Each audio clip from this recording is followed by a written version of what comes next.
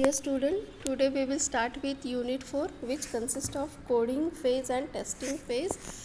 First, we will see coding.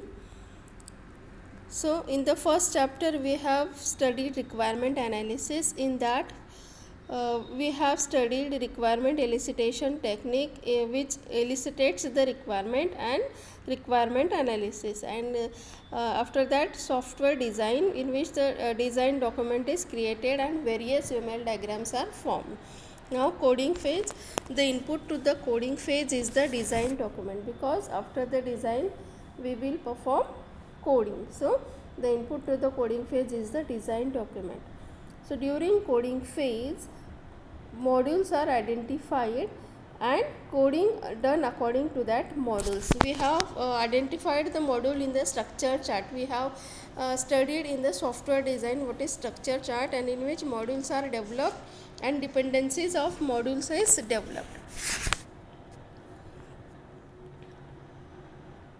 At the end of the design phase, we have module structure and module specification. Module structure means structure chart, which consists of different modules and module dependency, and module specification, which consists of data structure and algorithm. So objective of the coding phase is transform the design into code and unit test that code. So some of the software development organization require their programs adhere to some standard style of coding, and that is called as the coding standard, and they want that coding standards are followed by all the developers in that organization. So many software development organization formulate their own coding standards that suits them most and require their engineer to follow this standard rigorously. So advantage of adhering to standard style of coding is it gives a uniform appearance to the codes written by the different engineer. Even if the code is written by different engineers, it is having a uniform appearance. It enhances the code understanding. It encourages the good programming practices. A coding standard sets out standard ways of doing several things, like the way of variables name, how to layer out the code, maximum number of source lines allowed per the function, and coding guidelines provide general suggestions regarding to the coding style to be followed. And after that, after a module has been coded, code review are carried out to ensure that coding standards are followed and to detect as many as error as possible before testing, because it is important to detect as many as errors as possible during code review and during unit testing, because an error detected at this stage would require much less effort for debugging than if it is found after that, means in the testing phase. Okay. So next topic is coding standards.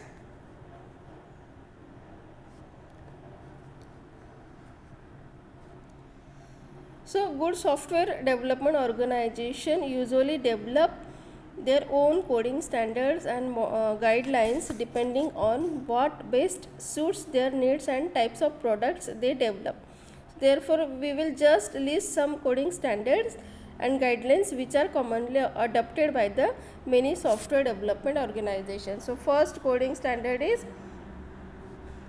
rule of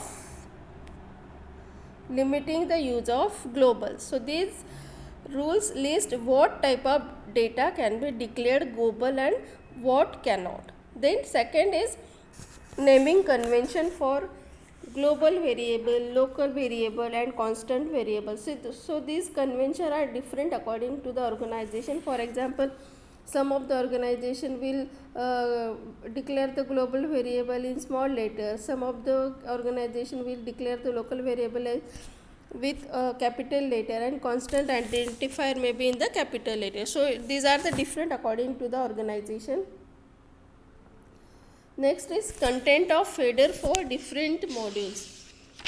So as we know, there is a header for each and every module. So the information contained in the headers of different modules should be in the standard form of organization, and the exact format of the header in which the header information is organized can also be specified. For example, it may consist of the name of the header, date on which that module was created, author's name, modification history, synopsis of the module, different functions supported, and global variable accessed. Okay, so this may stay according to the organization.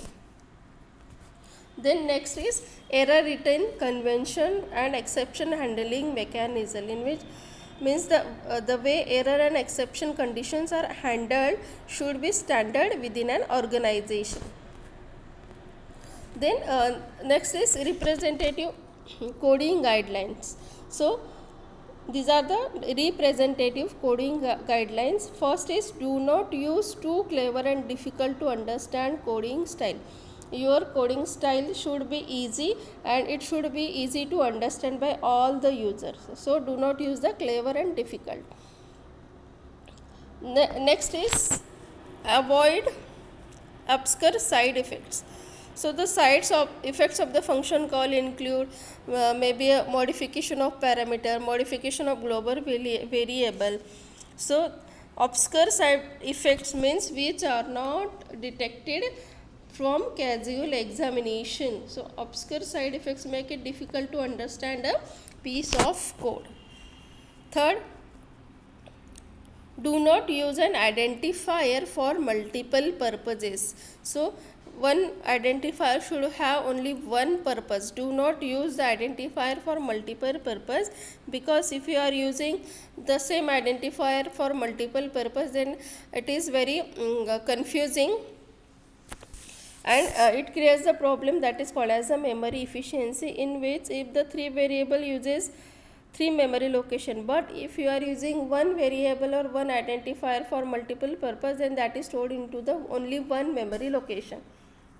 Okay, see here, this is the example where for the for loop only one variable is used, and for the output also only one variable, that is I, is used. Okay, so it is very confusing.